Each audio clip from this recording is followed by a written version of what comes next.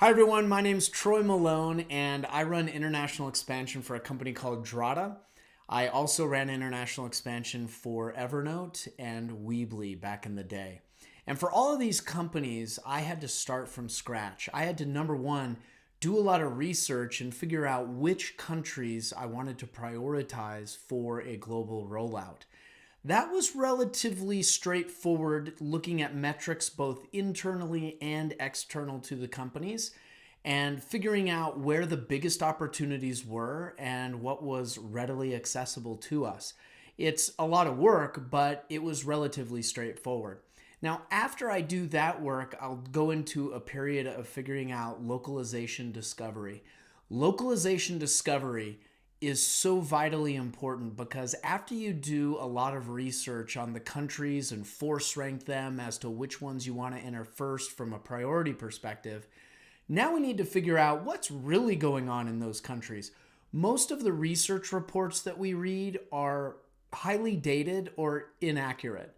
I don't trust a lot of the details in those reports. I trust more the directionality of them. I realize that once you get on the ground in a country, you can learn so much more that you can couple with the data and information that you've learned from the internet and research reports, but it gives you a more full picture. So localization discovery, in my mind, is an extremely important step of going international.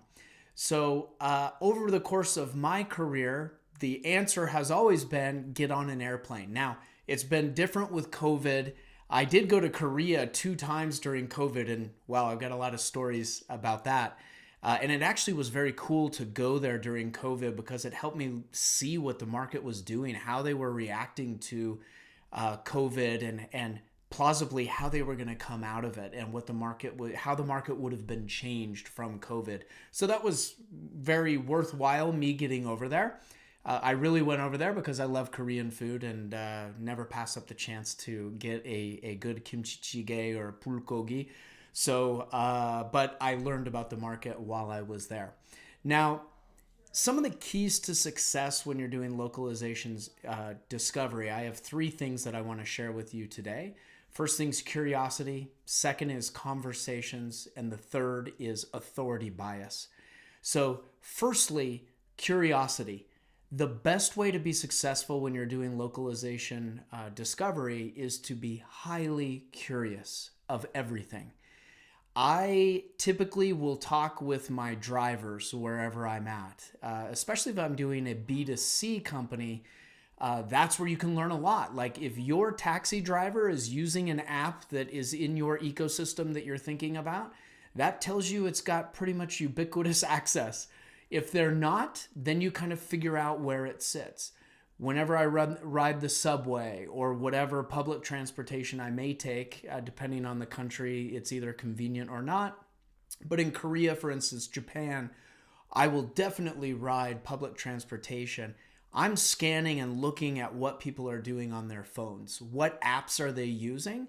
Are they playing games? Are they studying for tests? Are they doing financial transactions? What are they doing to kind of see how people are using their devices and how that app ecosystem really is on the ground?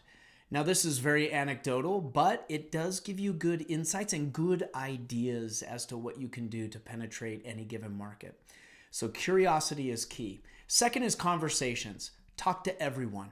I literally try to talk to everyone that I can. I remember when I was with Evernote, occasionally I would see someone on the subway using Evernote. They instantly became my best friend, and I was able to ask them a ton of questions about how they discovered it, how they use it, any problems they find with it in that local country. And you'd be amazed how many localized problems you'll find when you have these discussions with real users in the wild. So talk with everyone. And lastly is authority bias. One of the things that I've noticed is when you go into a new country, you have these individuals who I call connectors. They're great, and I suggest that you look for a connector in every country that you go to.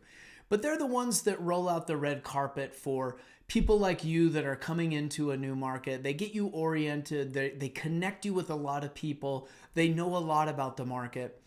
And it's easy to kind of trust in them for analysis of the market. And I would say, please don't. Take it as one point of interest and one point of data coming to you.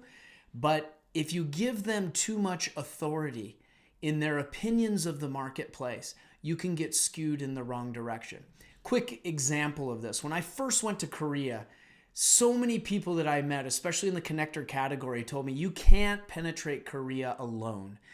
It's such a different market than the US. You cannot do this alone. You need a partner. You need this. You need that. And I was just told the whole time how I couldn't do it. Well, after really researching the market and getting to know a lot of people in the market, we had an amazing success in Korea because we knew intimately how to localize, how to really talk to that population, how to get them to come out to events and engage with us. And we were very, very successful. And I'll remember one connector came back to me, I think it was 4 years later, and he said, Troy, I'm sorry, but I was wrong. You guys have set the standard for how to go local in Korea, and you guys did it on your own. And he was, and obviously he was a guy that I was talking with the whole time, and we were very good friends at this point. But it was really neat to hear him say that. So don't put too much authority in people. Take opinions and have a lot of conversations. Okay, so lastly, I want to talk about avoiding some pitfalls. The biggest pitfalls to avoid is thinking that you know what's up after doing your research in your home market from afar. That's one of the biggest mistakes that I see being made, is people think they understand exactly what's going on in a particular market, but it turns out that that's not the case. So let me give you an example of this. I'm going to talk about how I figured out what was going on with cash in Indonesia. We all know Indonesia is a cash-based economy for the most part. Not a lot of people are using credit cards, especially a number of years ago. That's changed.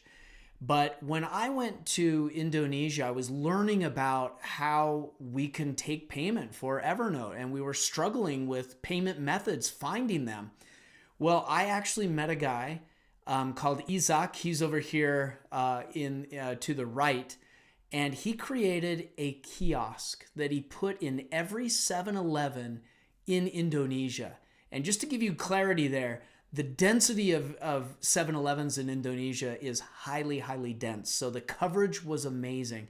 And we worked with him so that people could pay for Evernote Premium with cash using this kiosk at 7-Eleven stores. And it made all the difference for us in selling into Indonesia. So you never know when you're going to find that one thing that's going to change it for you in a given market. And I never would have met Isaac if I wasn't talking with everyone and networking and getting to the right people.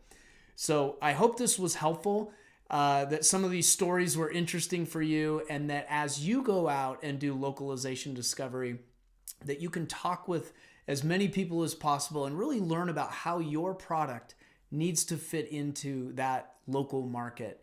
And I think that you'll see a lot of success. So I hope this was helpful, and I look forward to talking to you soon.